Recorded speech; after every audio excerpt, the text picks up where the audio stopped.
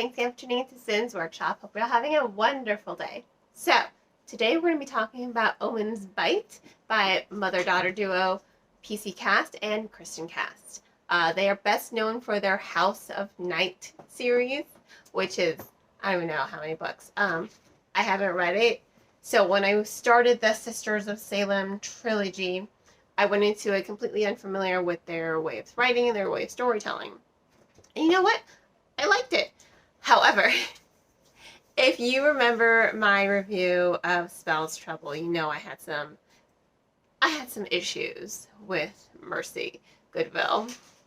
I was hoping book 2 would fix those issues. They did not. In fact, I think I hate her more. In the first book, I thought she was just kind of like super self-evolved and just kind of annoying, you know, but I'm like, her heart, you know, she means well. She still kind of means well, but oh my God, she is so self-involved. She is always right. I mean, spoilers for the first book coming ahead. In the first book, she made her sister give up her god. You know, they are witches. They have to choose a patron god, right? Goddess, typically. But Hunter decided to break tradition, and she chose Tyr, a male god. Mercy was she found this old riddle, and she was so convinced the gates around the town are failing, letting monsters in from various underworlds because you chose a male god, Hunter Goode. So she forced her sister to give up her male god and choose a female goddess, right? Turns out she was wrong. It has nothing to do with Hunter choosing a male god. So she literally forced her sister to rip out a part of herself for nothing. And then even now, she just doesn't feel bad about it. Like, everyone tells her, Xena, I love Xena, by the way. Xena's like, kitten, she gave up her god. You have to be patient with her. And it's just like, oh, so what? She gave up her god. I thought I was doing the right thing. It's all about her. That's all Mercy cares about. Her. You know, this must be her twin sister. She's supposed to love her twin sister. I mean, Hunter does everything, or did everything, for Mercy, so much so that in the first book, she kind of felt like a sidekick. She doesn't anymore. She has definitely risen to the occasion, and I'm going to talk a little bit more about that in a second. But, oh my God, Mercy is just so self-involved, and she's kind of like a narcissist, and I can't stand her. And her most annoying quality ever is how she constantly going like, bugger me. Like, oh my God. You're not British. Stop talking with British colloquialisms. Like, just stop it. I just wanted to reach into the book and shake her and slap her and be like, stop saying bugger me or bugger it all or more. She has so many more colloquialisms that she uses, and I'm just like, you just sound so superficial and you sound so fake. So that kind of adds to how superficial she sounds, you know, how fake she sounds. Her using those colloquialisms, I'm like, it's too much. It's too much. You need to rein yourself in, girl, and come down to earth, you know? She's just obnoxious. I hate her. I really do. So, the ending, I'm just like, I'm okay with this. Ending of book 2, I was like, you can stay in the Egyptian underworld for all I care. I don't really much like you. In any case, Hunter, on the other hand, has risen to the occasion, like I said earlier. In the first book, she's felt more like a sidekick. Here, she's really... You can feel the angst when it comes to her. Like, you can relate to her because she is more down to earth.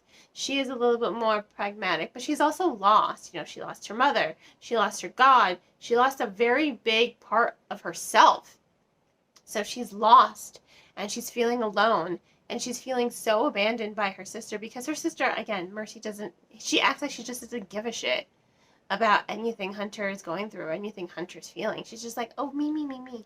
But I already said that. But Hunter, you can relate more to her because of her pain and her angst. And without her sister, you know, being there, it's all about Hunter trying to figure out who she is, not just as a person, but as a witch, you know, what her role is in protecting Goodeville. So you're really seeing her rise to the occasion. You're really seeing her come into her own and be comfortable with her skin and just be an amazing character. I mean, Hunter for me is awesome. I love her so much. So she's the saving grace of the story ultimately. But I do like the way that the cast duo also portray the Wiccan lifestyle with these two characters. It's very similar. It's like a young adult version of I want to say practical magic. You know, it's very down to earth. It is very centered. It is grounded. It is realistic. It's not like super supernatural.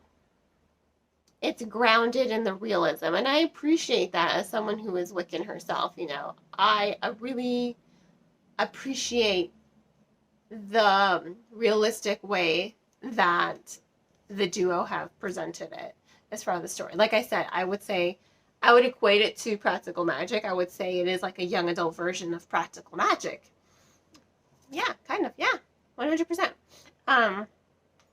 So that's what I did like about it, as well as the various underworlds that the reader gets to explore. You know, we get little glimpses of the Greek afterlife, but now we're seeing a whole lot more of the Egyptian afterlife, and it's so beautiful, it's so vibrant. So I do think that there's a level of respect that the authors are imbuing in their storytelling and the way they project